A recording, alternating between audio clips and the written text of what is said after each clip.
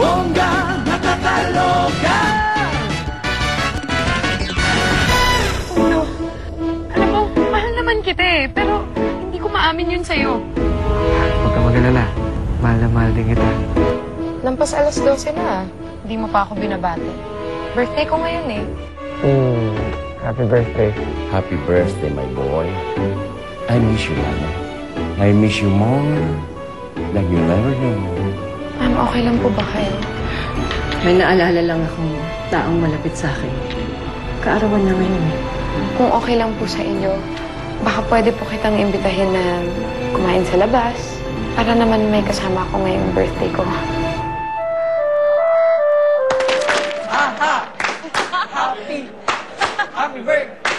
Happy birthday! Yay! Happy birthday po! Thank you.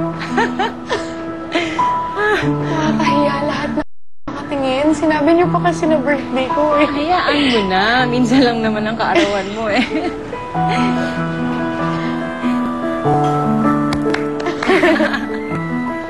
Ma'am Susana, yung naalala niyo po kanina, kaano-ano niyo po siya? Huwag na natin pag-usapan yun, Lola.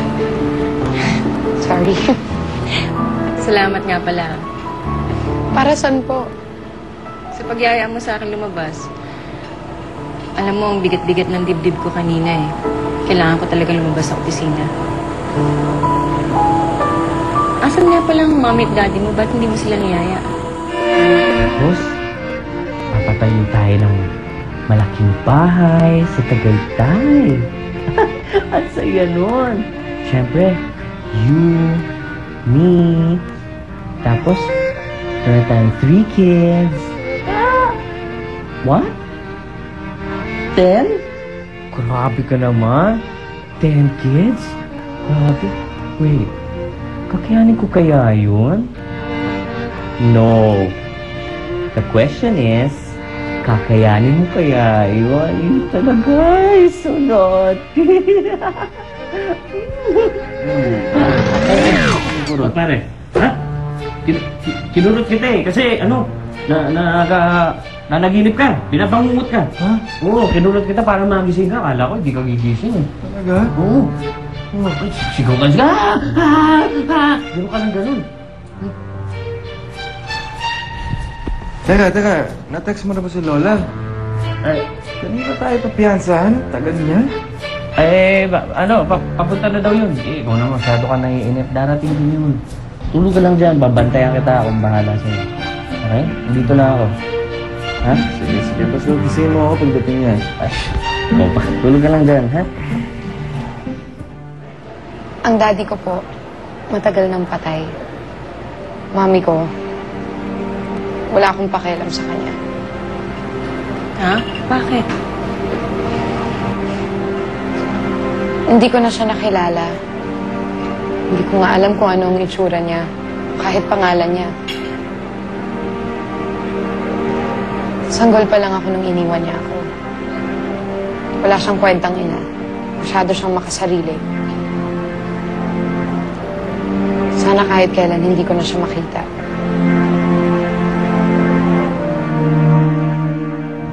Hello?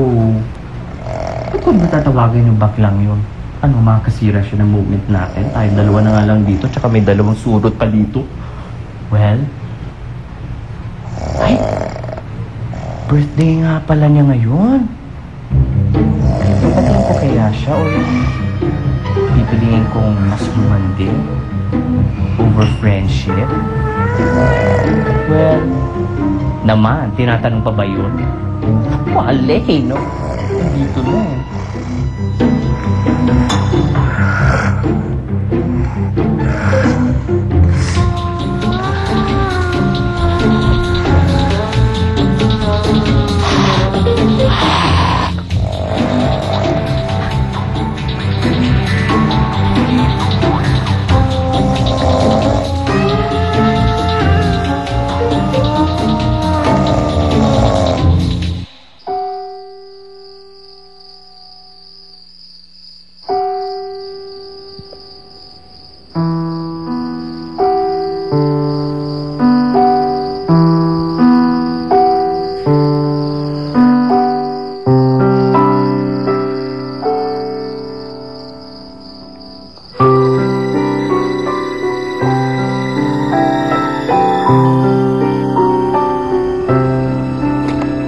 Don Aguirre.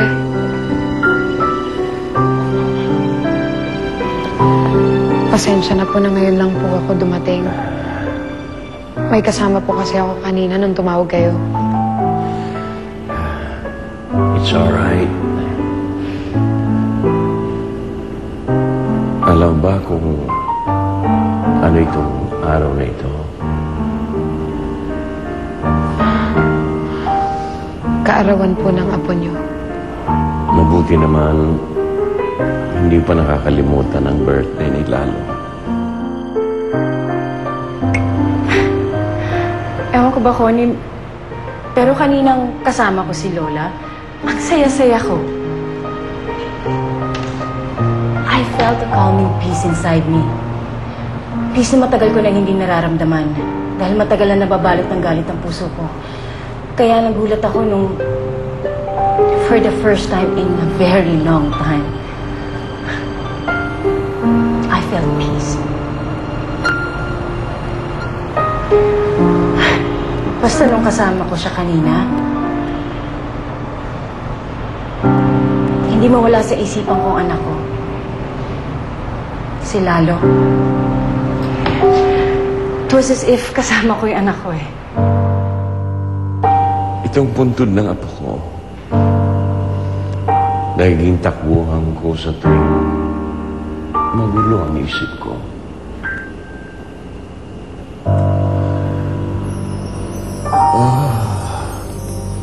I find solace here, especially when I feel that the world is caving in on me.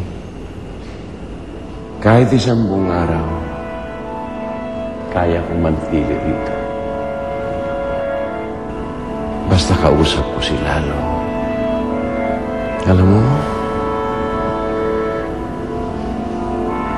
naririnig ko siya dito. Dito sa puso ko.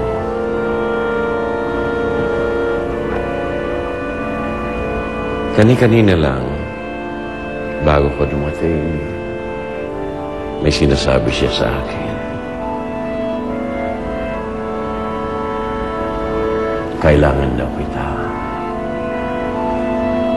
Huwag daw kitang makawalan. Pinayos ko ng opisina mo sa Lobregat, Iena.